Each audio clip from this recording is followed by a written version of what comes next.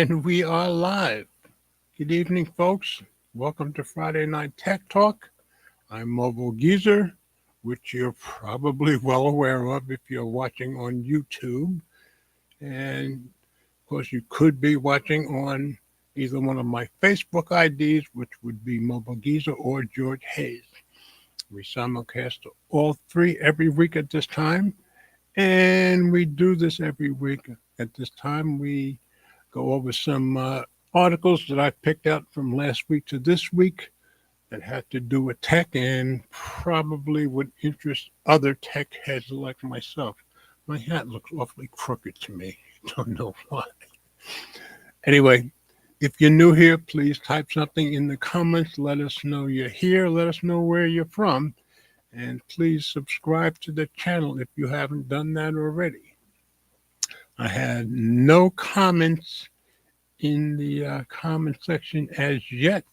So if somebody joins in and says something to me, I will let you know. Meanwhile, as I do every week, I will show you my website where I put the show notes up for the show. So let me share screen here. So if you go to mobilegeezer.wordpress.com and just click on today's date, you'll get the show notes just for tonight. And as always, while I'm here, I'll give you guys a little preview of the articles we're going to talk about tonight. So just for an interesting one to start out with, an AI designed processor. I said this could become a big deal. I found this on Tom's Hardware, and yes, in China, they're designing a processor with AI. So kind of cool. And Brian's the first one in. Glad you're here, brother. Always glad to have you here.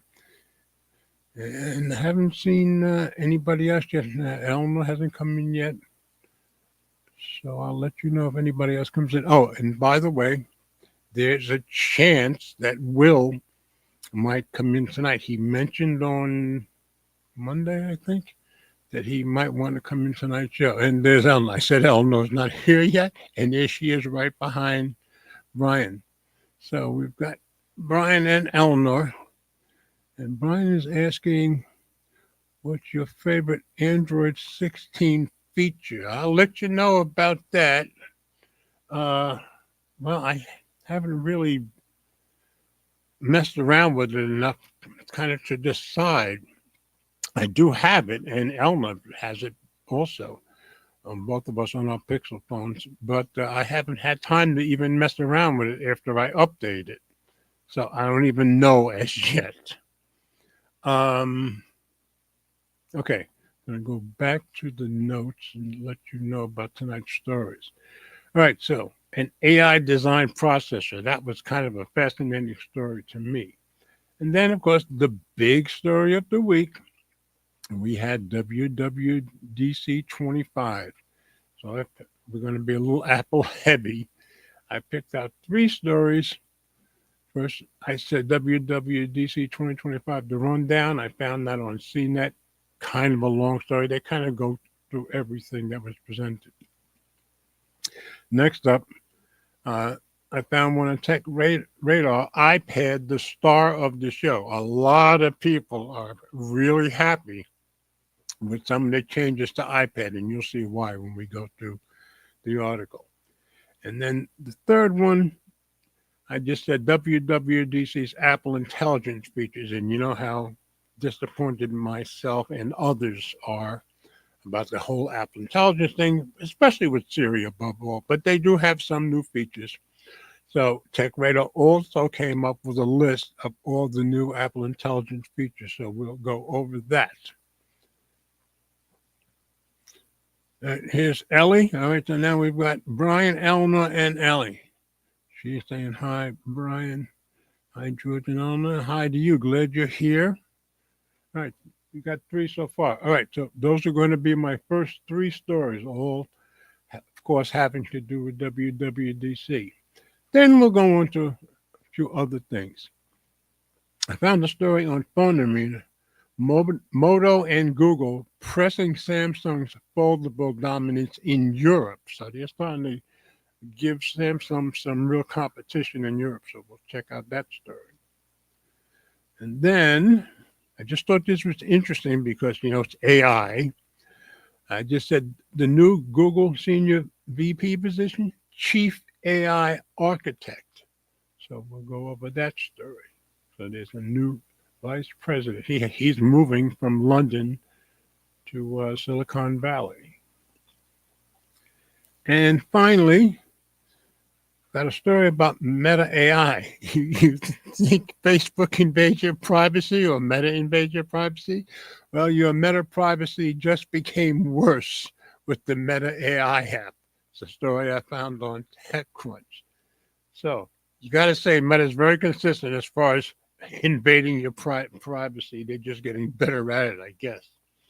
So just the big stories, of course, the Apple, and then the other stories I just found very interesting, especially that first one about the AI itself designing the processor and nothing else new. So we're going to go straight to that story. And like I said, Will said he would like to come in this week, so I'm hoping he does come in. Haven't heard from Ted, but of course I was neglectful and I didn't go check Telegram where we have our group. I don't even know where I have it on my iPhone. Oh, I'll just let you guys know that two phones I took to work with me today was my iPhone 15 Pro Max, which was my backup, and my OnePlus 13 was my main. So those are my two phones today. So I'm looking to see if I see any message from Ted about whether or not he'd show up tonight. But it's harder for me to find Telegram on my iPhone. I should be. Oh, there it is. Okay. Okay, I don't see any new message from Ted, so that usually means there's a good chance he'll pop in. So we'll see what happens. All right, nothing else new, so I'm going to go on with the first story. And as I said, AI design processor, this could become a big deal. Found this on Tom's Hardware. So let me share this tab. Okay. China claims to have developed the world's first AI designed processor. Large language model turns performance requests into CPU architecture. And this was by Mark Tyson. I almost said Mike Tyson. Published 2 days ago. QiMeng is a new open source project for full stack chip design. This is kind of interesting. Let's go into read reviews so we can get rid of these ads. China's leading scientific institution has taken the wraps off QiMeng, an AI-powered system designed to accelerate chip design. The new open-source project from the Chinese Academy of Sciences uses large language models for fully automated hardware and software design and can be used to design entire CPUs. That's pretty heavy duty. But sample chips so far seem rather puny. Well, I guess you start slow, right? QiMeng means enlightenment, according to an SCMP report on its unveiling. As of now, two processors have been created using QiMeng.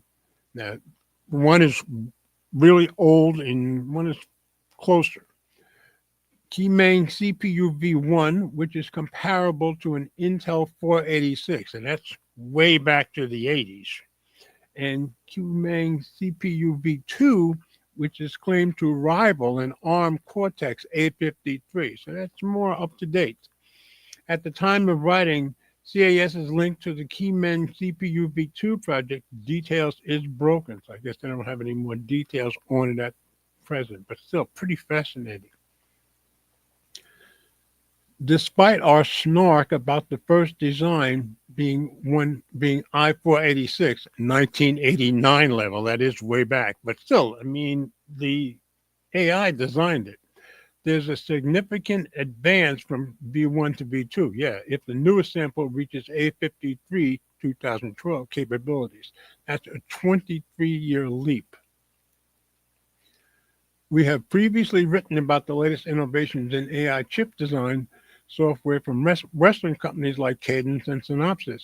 Both these big names in the EDA field had widely adopted AI.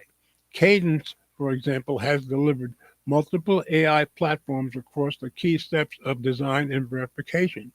Meanwhile, we know that Synopsys DSO AI has assisted with over 200 tapped out chip designs in the latest count.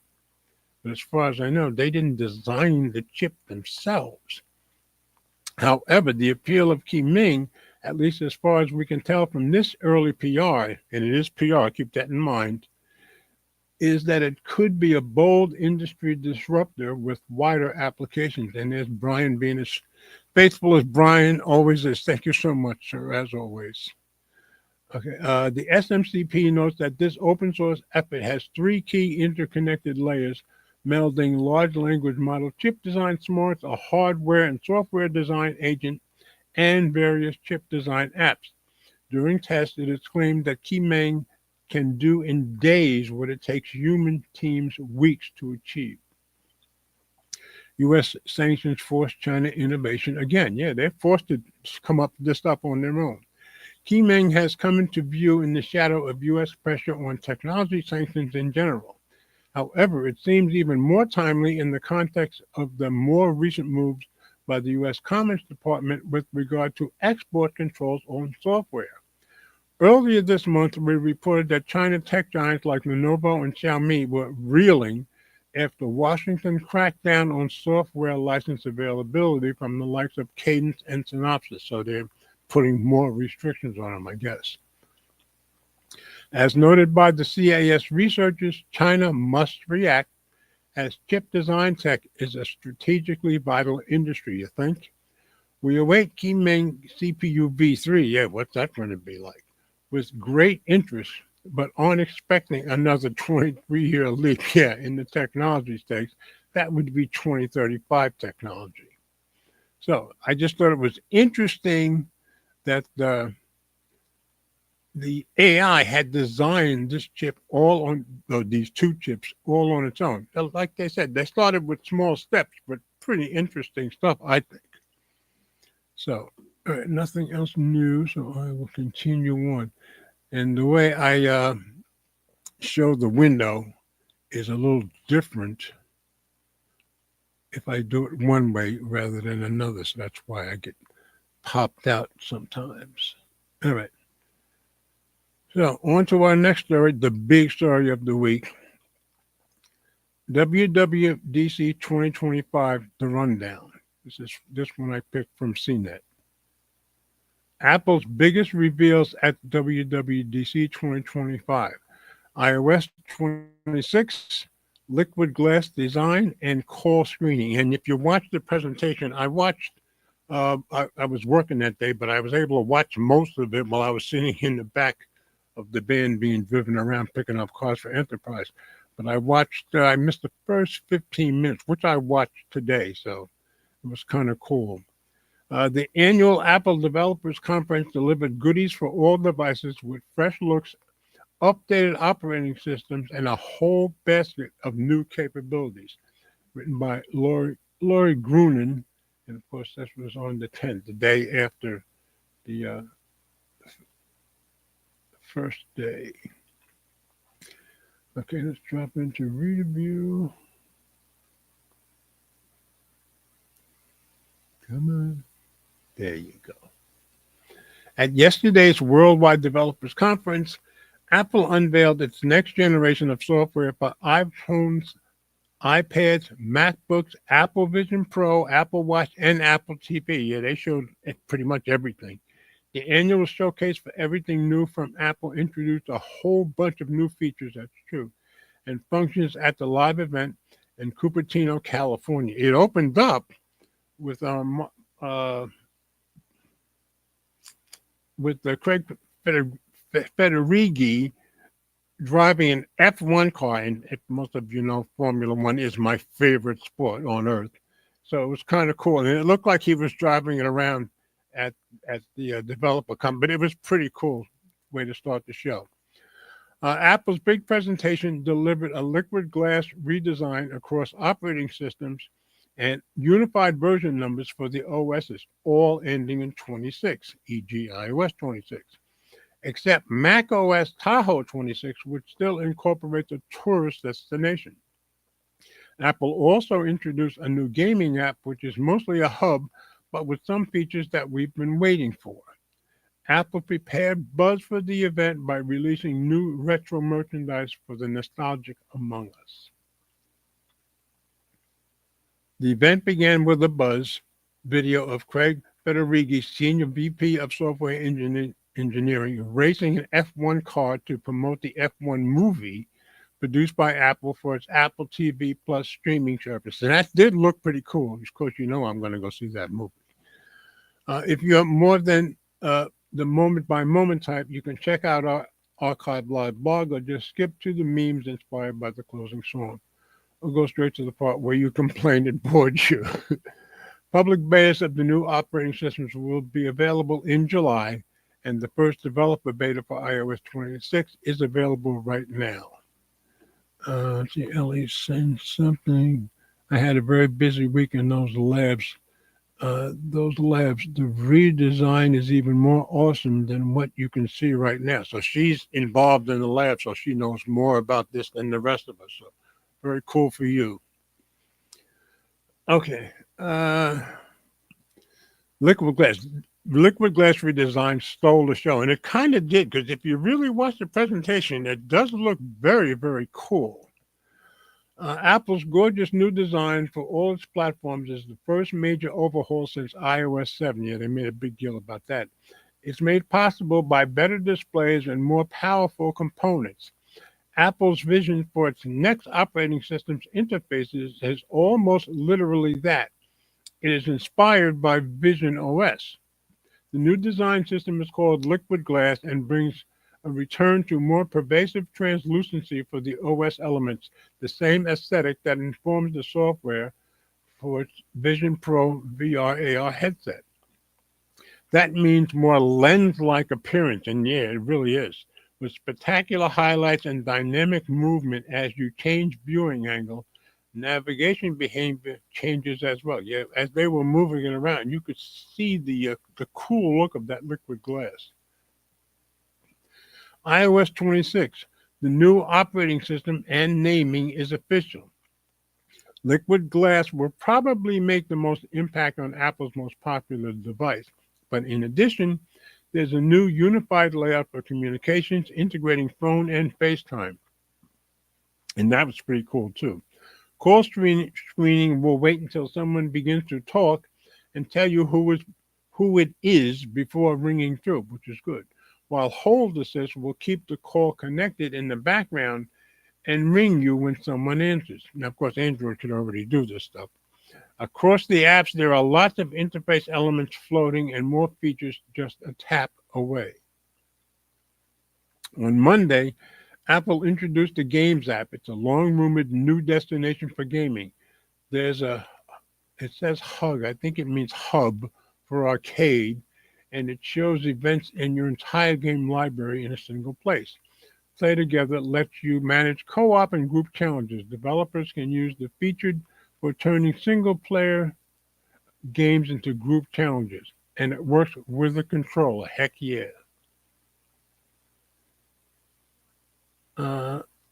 Messages gets a customizable background that's shared across the chat. Group chats can host polls. Yeah, that's kind of cool. And you can request or receive Apple Cash in group chats. You'll be able to filter messages out from recent and unknown senders out of notifications. Emoji generation gets smarter by letting you combine and modify Genmoji to more accurately reflect what you want to convey. New ChatGPT styles includes techniques like oil painting or the ability to ask for a specific style that's not a preset.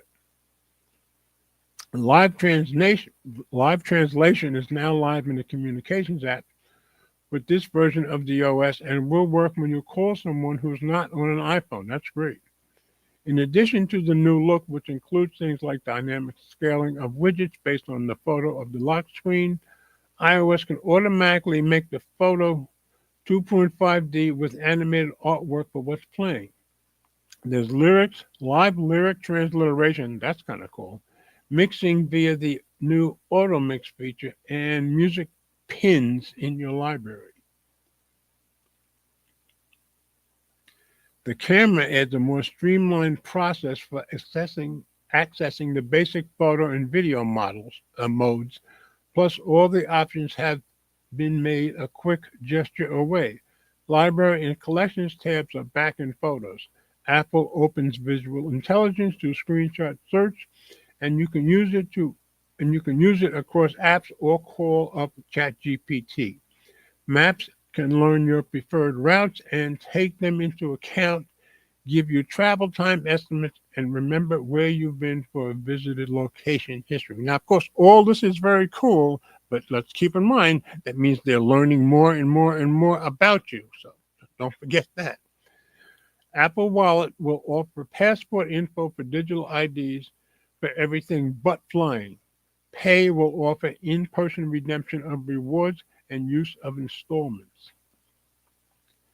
iPad OS 26 gets more Mac-like every year. Yeah, people are really happy with this. While lower profile, and we have the next story, we'll concentrate more on this. While lower profile than iOS, iPad OS 26 got a lot more architectural changes aside from liquid glass and live translation, communication, and AI features from other devices. The sensitive changes for iPad OS include a new windowing system to improve multitasking. There's a grab handle, I saw that, look kind of cool, to resize full screen apps to windows using the flick gesture to tile. It works with the trackpad as well as touch. It looks very similar to Mac OS. Expose brings up thumbnails of open windows so you can select the one you want. Yeah, and that looked cool when they were demoing that. There's also a persistent menu bar at the top of the screen like a desktop OS. Heck yeah. And it doesn't require a specific high-performing iPad, which is really great. It works with Stage Manager and on multiple displays. Of course, some people are dreading what it will be like to use on an iPad mini. Yeah, they didn't show us that. Files finally grows up like a detailed list with the ability to resize columns, the ability to drag a folder to the dock, and more. So it acts like a computer, which they've been, kind of hinting at for years, but it looks like they're finally there. Preview comes to the pad, and the OS adds support for selecting a mic and providing a noise isolation option across apps. There are also more tools for creators, such as local capture via video conferencing apps with mic options for better sound. Background tasks, yes, will show up as live activities, so you don't have to put it down and walk away for a render. That's great. Mac OS Tahoe 26. This year's location name is Tahoe, and the update includes the same communications appearance updates as iOS 26. Mac OS Tahoe incorporates the liquid glass design too. You can add a new set of controls to the control center, change colors, or add emoji to folders. Continuity gets live activities like on the iPhone, and the phone app comes to the Mac with shared history and other new AI features. Let's see, Ellie's saying the iPad OS redesign is a phenom. Yeah, we're going to get into that in the next story.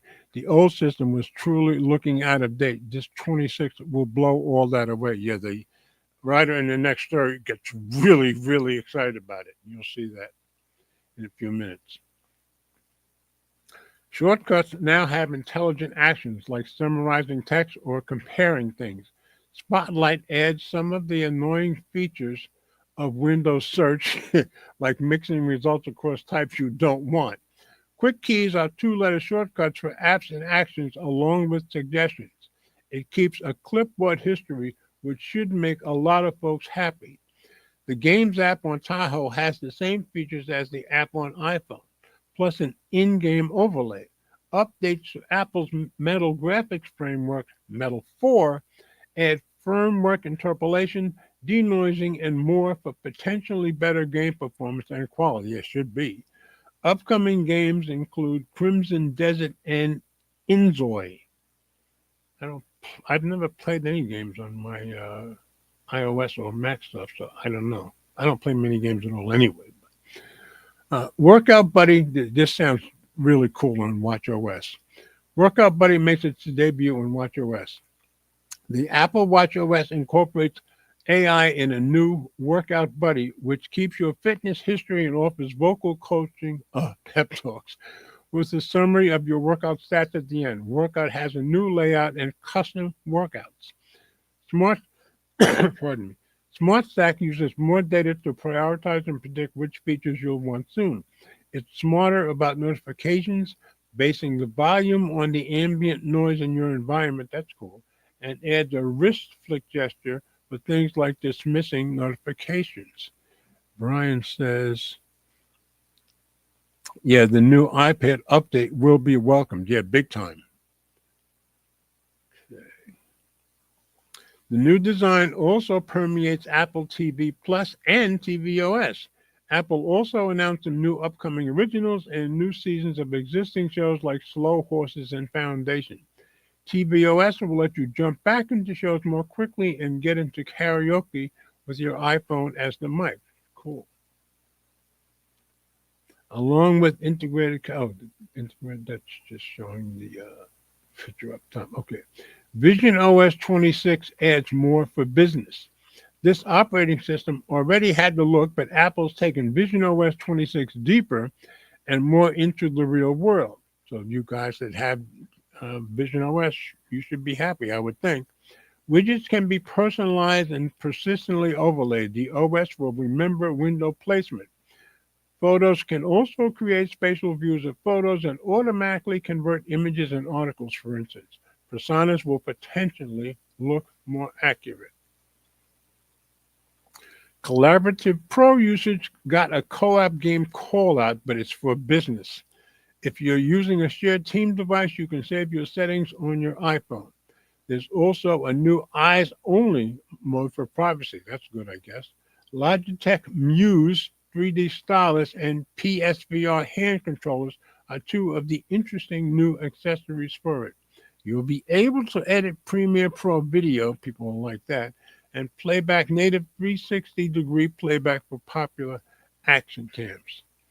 So that's pretty much the rundown on everything presented. Now we're going to go a little deeper with our next story. And nothing else new in the comments. So, iPad, the star of the show, that's how I said it. Okay. And this was by John Anthony DeSoto, and he's very excited about this. iPad just won WWDC 2025. Here's why the iPad OS upgrade just made me cry. Tears of joy. I told you he's excited. It finally happened. Ellie said, bought the 2025 MacBook 15 and spec'd it up to work on app dev. Tahoe is beyond anything I've seen. That's good to know. So she's keeping us up on the latest, which is great. Okay, let's drop this into reader view, and you'll see how excited this guy is about this one. And deservedly so, I'm sure. For 15 years, I've waited to see the iPad reach its potential. For 15 years, I've hoped that Apple's best-selling tablet would become more than just a big iPhone, and that's what it's been. And now it seems like my prayers have been answered. Every year in June, I wait patiently to see the next iteration of iPad OS. You see, I've always loved the iPad ever since I saved up to purchase the big chunky tablet in 2010. But every year, the tablet software is merely an afterthought, that's true, at Apple's Worldwide Developers Conference every year until now. For the first time ever, Apple gave iPad the spotlight at WWDC, and now it looks like the upcoming iPad OS 26 will finally give the incredible hardware found in the best iPads a platform to shine. So you can see he's already pretty happy. He gets happier as we go. Oh no, that's their usual ad. Okay. Now it's the iPad's time to shine. During my time in college as a young student working at my local Apple store, I opted for an iPad over a Mac to help me get through my studies. At the time, over 5 years ago now, so you know he's pretty young, the iPad Pro was a powerful device with an operating system that was completely holding it back. Not only was everything clunky and mobile based, but there was a lack of proper file management and an inability to quickly manage Windows. Over the years, some of my iPad OS qualms have been squashed, but to this day, my iPad Pro M2, which is more powerful than the Mac I'm writing this article from, has been underclocked by Apple's obsession with making iPad OS the same as iOS. Yes, that's what they have done up to now.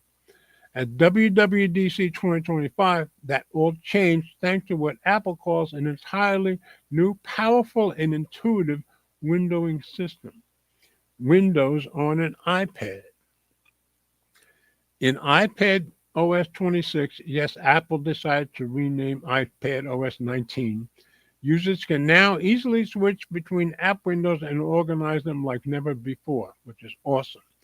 In Apple's demonstration during the keynote, 6 apps stacked on top of each other, similar to a Mac, showcased a new ability that completely transformed the capabilities of an iPad. And during the demonstration, that looked awfully, awfully cool. Even better, Apple has made the new window management tool work seamlessly with Stage Manager, so you can connect your iPad to an external display and reap the benefits of the new OS without being limited to mirroring what's on your tablet's display. That's great.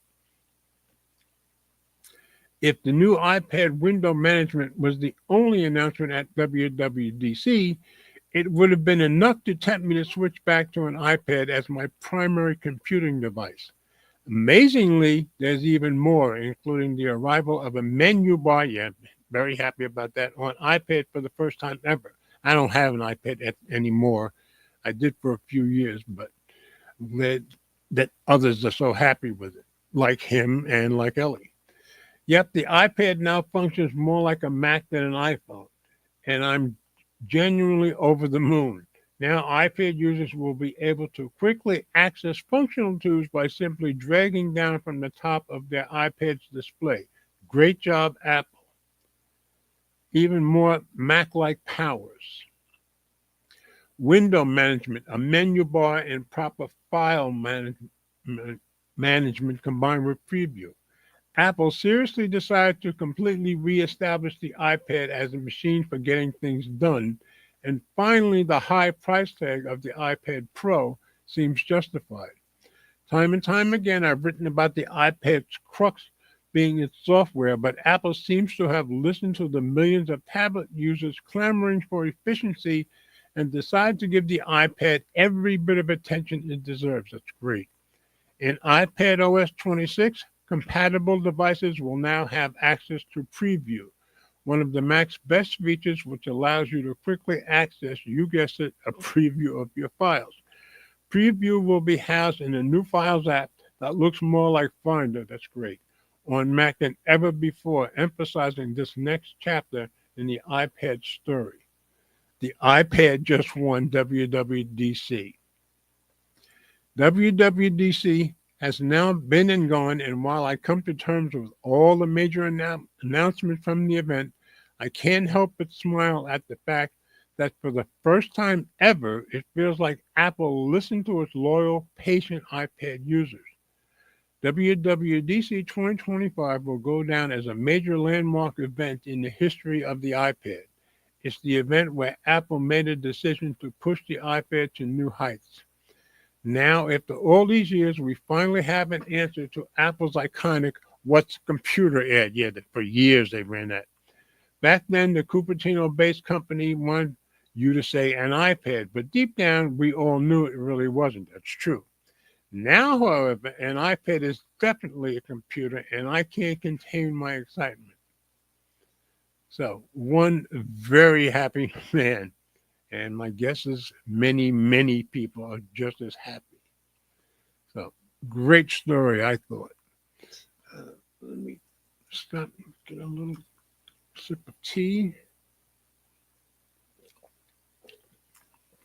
Green tea, that is.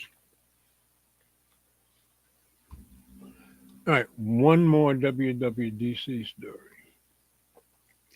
WWDC's Apple Intelligence features. This I found on Tech Radar.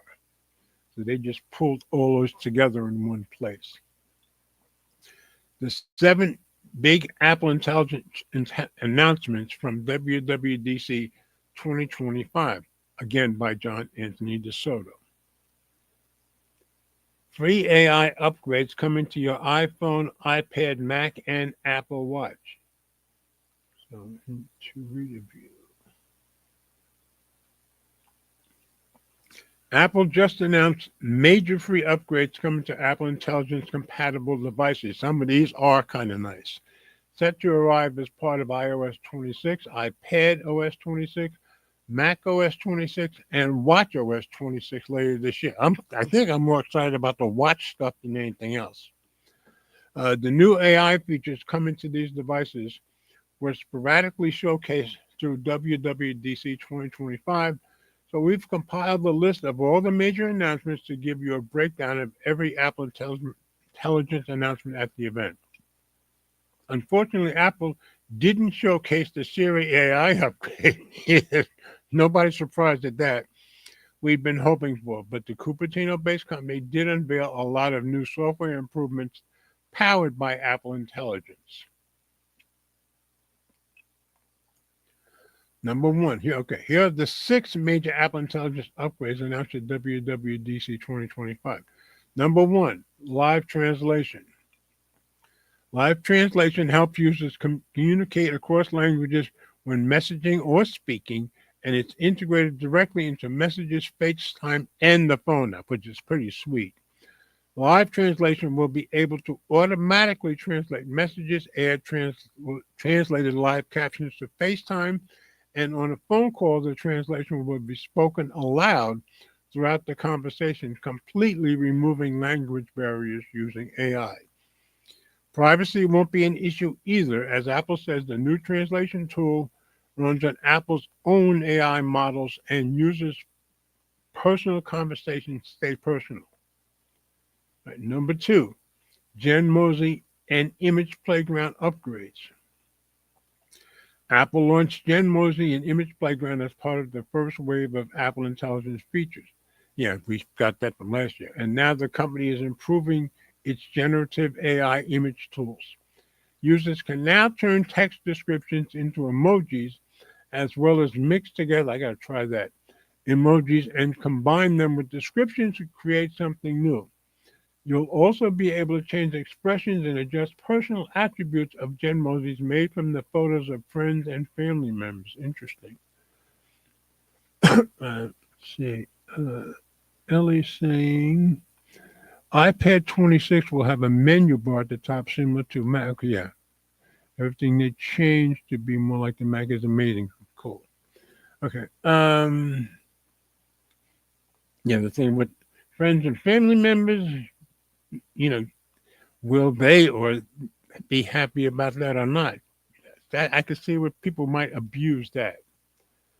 Okay, Image Playground is now getting ChatGPT support to allow users to access brand new styles such as oil painting and vector art. Apple says users are always in control and nothing is shared with ChatGPT without their permission. Number 3, Visual Intelligence can now see your screen. Again, they're getting more of your information, so keep that in mind. And Brian is saying improve Siri. That's the one thing we're not getting, not yet anyway. Visual Intelligence might have already been the best Apple Intelligence feature, but now the exclusive iPhone 16 AI tool is even better. At WWDC, Apple announced that visual intelligence can now scan your screen, much like Microsoft does, allowing users to search and take action on anything they're viewing across apps. So it's like Copilot, I think. You'll be able to ask ChatGPT questions about content on your screen via Apple Intelligence, and this new feature can be accessed by taking a screenshot. Yeah, again, like Copilot. When using the same buttons as a screenshot, you'll be asked to save, share the screenshot, or explore more with visual intelligence. As someone who loves Gemini's ability to see your screen, yep, I'm incredibly excited to see how visual intelligence tackles its newfound power that lets it analyze what you're doing on your device. I'm going to have to try to get into that because I, like him, I use Gemini a lot more than anything else. I use ChatGPT a little bit. Apple Intelligence on Apple Watch. This is number 4. The world's most popular smartwatch just got AI functionality in the form of Workout Buddy, a workout experience with Apple Intelligence that incorporates a user's workout data and fitness history to generate personalized motivational insights during their sessions. So I'll be excited to use this stuff on my watch when I'm out on my bicycle rides and other stuff.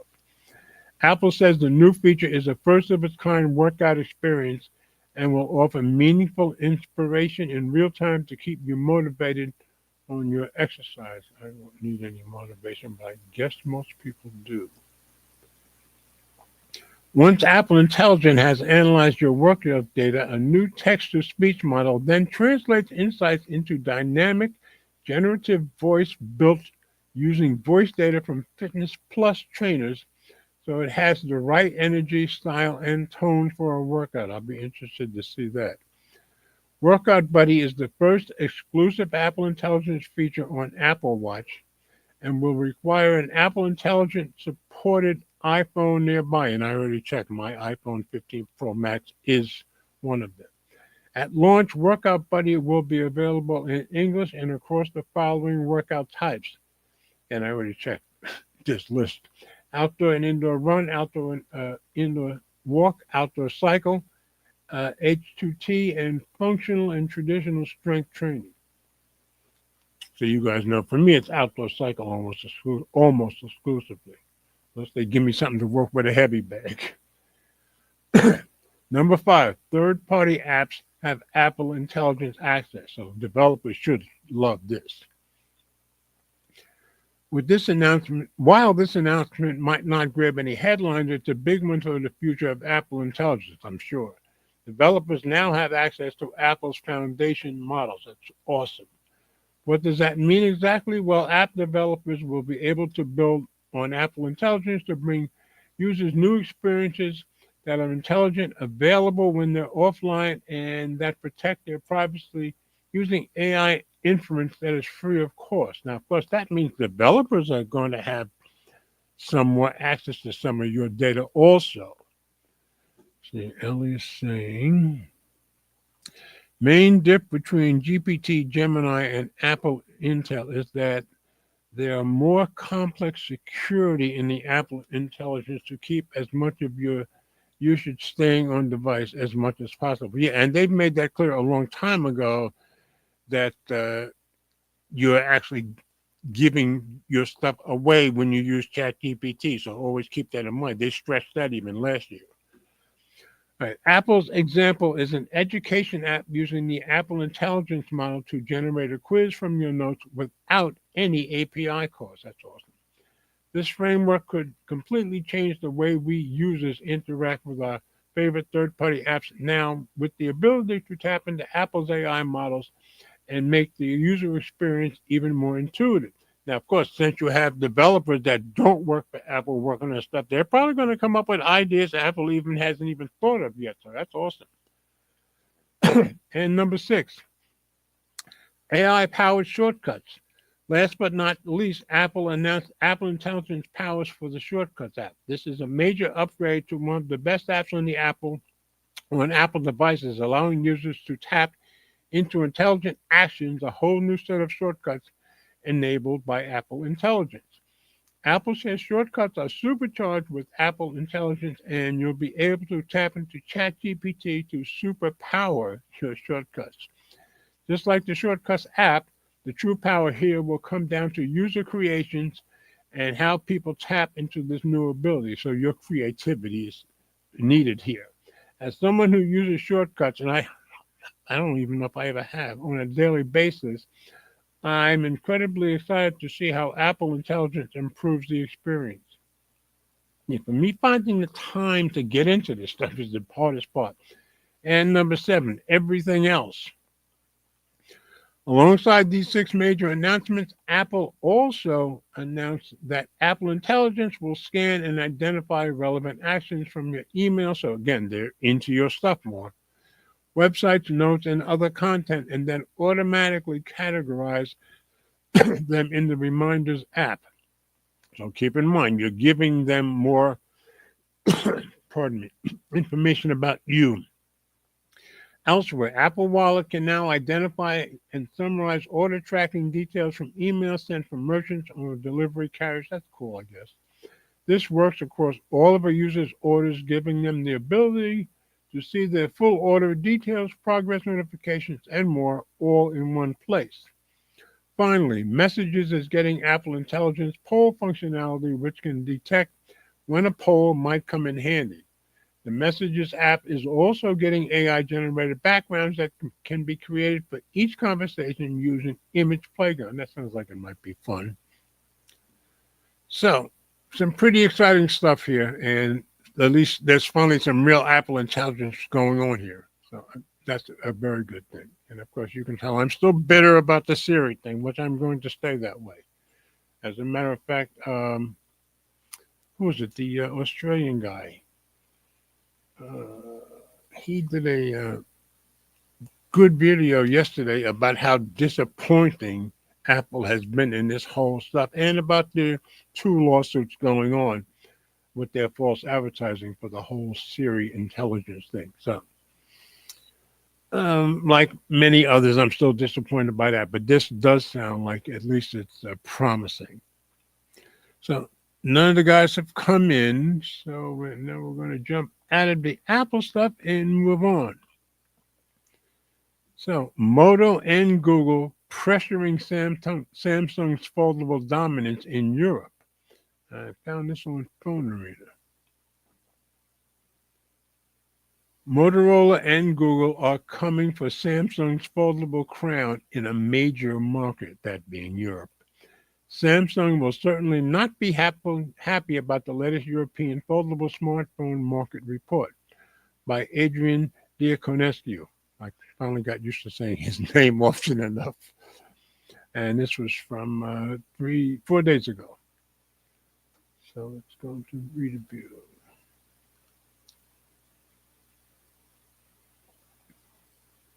Okay. The world's number one smartphone vendor is also, that being Samsung, is also ranked in first place as far as European foldable sales are concerned. But just like all of its other recent trophies from around the globe, Samsung's latest achievement is overshadowed by a big misfire. The old continent's foldable smartphone market as a whole, meanwhile, continues to be described by Counterpoint research analysts as a niche segment, showing worryingly low year-on-year progress for an emerging product category, supposedly in its early growth stage, that being foldables, of course. Will Samsung lose its crown soon? Probably not.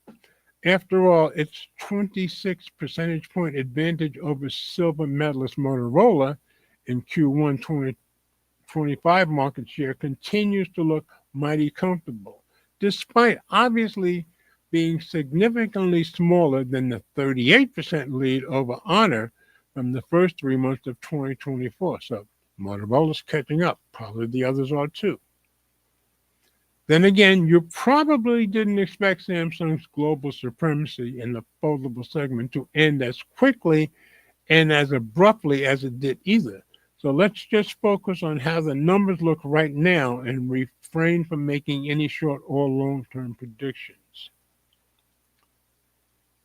And there's the Razr 60, which is the 2025. Yeah.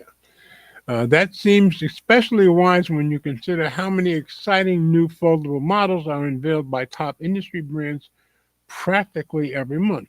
Motorola, for instance, took the wraps off Razr 60, aka Razr 2025. Now, that's not the Plus, that's just the regular one.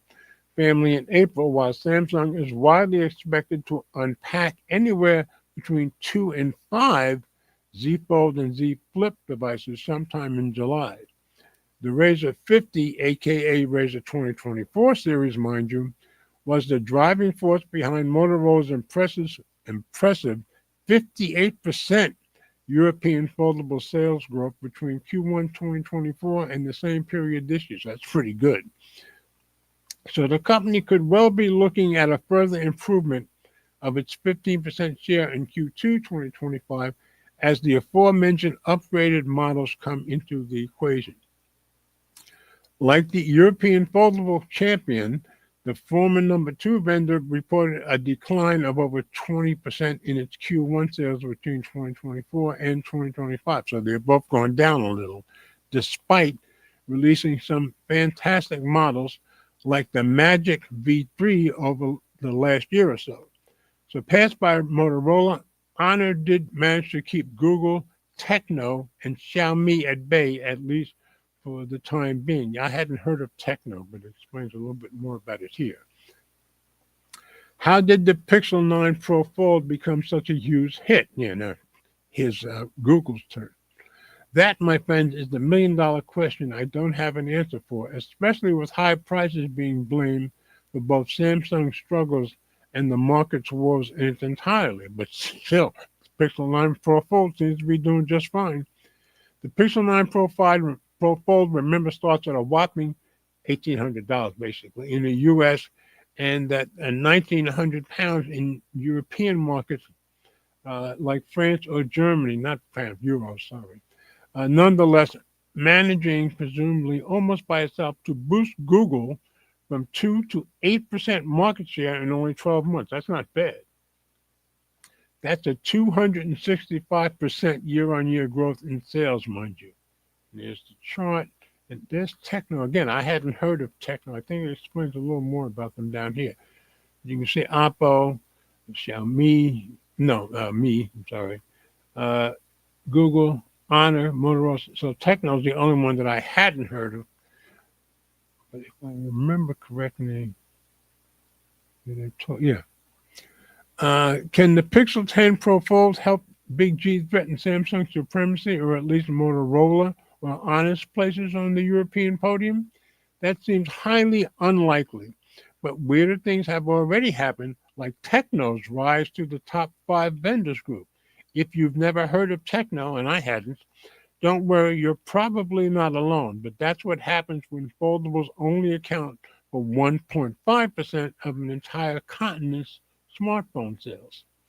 Techno is somehow ranked ahead of both Xiaomi and Oppo. It's pretty good in Europe's foldable segment, thanks largely to a device called Phantom 5 Fold 2, which is almost unbelievably affordable for a book-style powerhouse with a 7.85-inch primary display and a 6.4-inch cover screen in tow.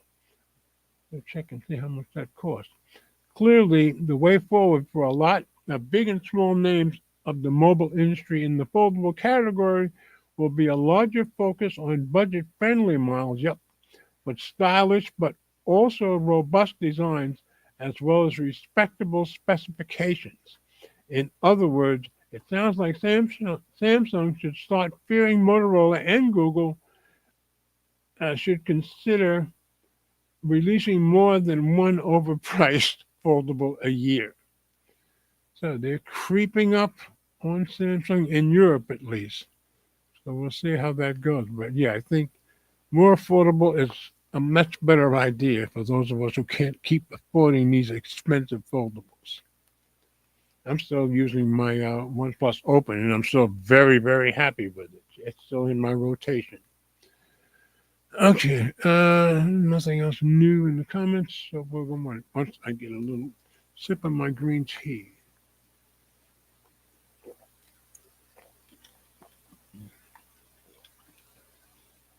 couple of more stories. And I just thought this was interesting because AI being, the big deal that it is, Google felt they had to create a new position. The new Google Senior VP position, Chief AI Architect. Found this on CNBC.com. Google adds Chief AI Architect to accelerate development of AI products. Published Wednesday, and updated Wednesday again. Okay. And that's by Jennifer Elias. Let's go to read it.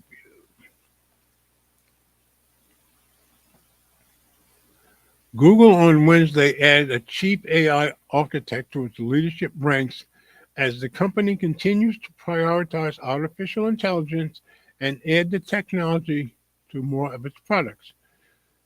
I practiced this. We'll see if I get this guy's name right. The company tapped Kore Kavukuoglu.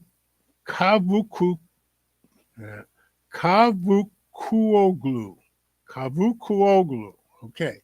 The thing is, where do you put the accent? I'm not sure. But I'm going to say Kore Kavukuoglu. That's the best I can do. Google's DeepMind's chief technology officer, so he was the chief honcho in DeepMind over in England. For the new senior vice president position, the company confirmed Wednesday. Kavukuoglu, getting better, I guess, will report directly to Google CEO Sundar Pichai. Semaphore first reported the executive change. Kavukuoglu will help with product strategy and accelerate how we bring our world-leading models into products with the goal of more seamless integration, faster integration, and greater efficiency. Pichai wrote in a memo to employees, the company confirmed Kavukuoglu will move from London to Mountain View, California. The executive appointment comes as Google faces pressure to create money-making products from its flagship AI technology, much of which is housed in Google's DeepMind unit. The company has been integrating its DeepMind unit with the broader Google organization since 2023. Since then, AI competition has moved quickly, and though advancements have been made in AI, tech companies haven't been able to show sufficient returns. But right now, I think on a daily basis, I think Google Gemini is beating the others, at least for everyday people. That's my guess. Capital expenditures, however, have continued growing. Yeah, they're all spending billions. Google is investing $75 billion into AI infrastructure this year, the company said in February. And I think ChatGPT is outspending them and has ongoing efforts to cut costs as it prioritizes its AI investments. The company on Tuesday offered buyouts to employees across several units, interesting, including those working on search and ads, CNBC reported. The search giant isn't the only one investing in AI. Others in tech, including Meta, Microsoft, Amazon, and startups such as OpenAI, they're still calling it a startup, which ushers in the era of generative AI with its late 2022 launch of ChatGPT, are heavily investing in the technology. Google last month announced its latest slew of AI products at its annual I/O conference. There, the company announced a new $249.99 per month subscription, too rich for my blood, plan that includes early access to AI tools and experimental products. The good thing for me is that it seems like Gemini is offering more free stuff than anybody else, too. It also announced partnerships with Warby Parker and others for its Google's Android XR, an operating system for headset computers that will include Google's Gemini AI assistant that users can speak to with control of the wearable devices. So I just thought that was interesting that they're making a big deal and they've made a new VP just for this stuff. Okay, nothing else new in the comments. We'll go on to our last story.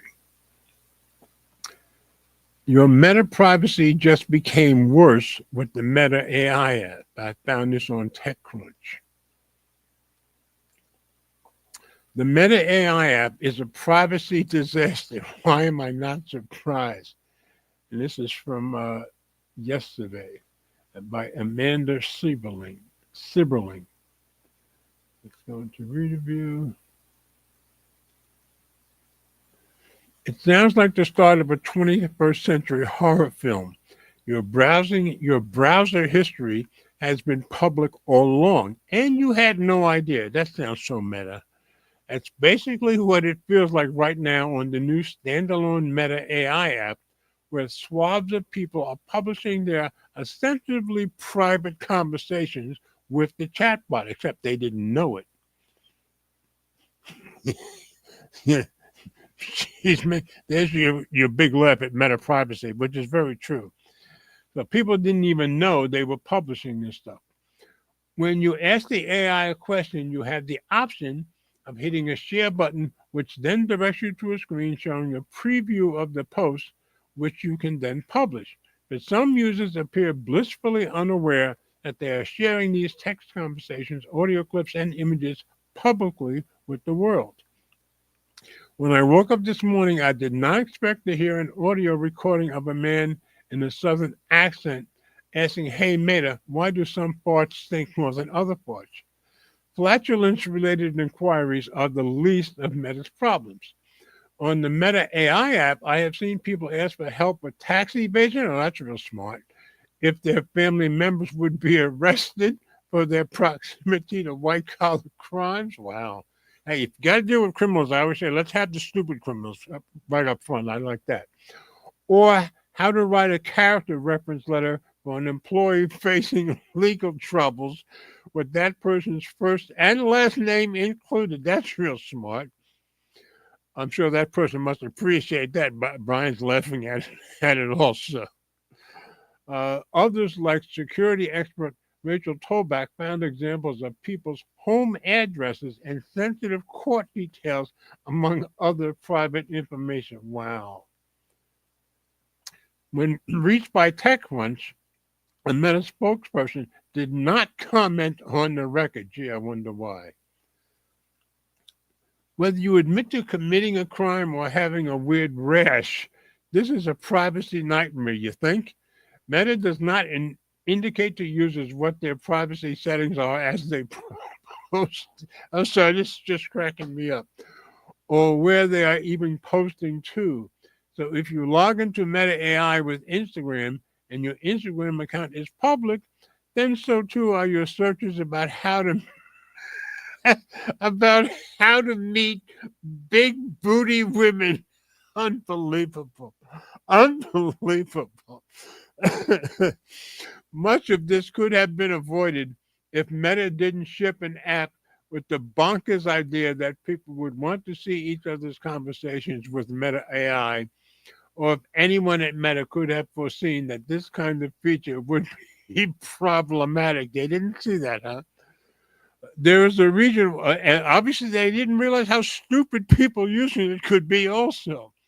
There is a reason why Google has never tried to turn its search engine into a social media feed. That's true.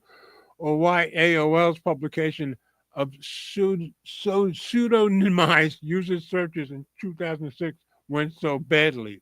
It's a recipe for disaster. According to App Figures, an app intelligence firm, the Meta AI app has only been downloaded 6.5 million times since it debuted on April 29. That might be impressive for an indie app, but we aren't talking about a first-time developer making a niche game. This is one of the world's wealthiest companies sharing an app with technology that it's invested billions of dollars into. I can't stop laughing. Yeah, Alex says this story wins. Absolutely. Yeah, especially for the big booty searches, I think. As each second passes, these seemingly innocuous inquiries on the Meta AI app inch closer to a viral mess. In a matter of hours, more and more posts have appeared on the app that indicate clear trolling, like someone sharing their resume and asking for a cybersecurity job, or account with a Pepe the Frog avatar asking how to make a water bottle bong. If Meta wanted to get people to actually use its Meta AI app, then public embarrassment is certainly one way of getting attention. Yeah, I agree. Anyway, I just thought that was hilarious. The whole thing was hilarious to me. So at least we all got a good laugh to end the evening. So even though I was by myself, we went past 9 o'clock tonight, which is good. Yeah, that story does absolutely win. So that's it for tonight, folks. Sorry we didn't get Will in here. I guess he probably got busy with his kids. And of course, Will does work a regular job doing the 5-day week, and then he goes and works full time on another job for 48 hours straight on weekends. So the guy's a little bit busy. But sorry we didn't get him in. And of course, we didn't get Ted in here either, but he's probably out doing his photography stuff. So anyway, I thought we had a pretty good show tonight. I thought the stories were, and I think we ended up certainly on the best of the entire stories. So I hope everybody has a wonderful and blessed weekend, and I will be back next week. And let's always remember we all do better when we love each other. Good night, folks.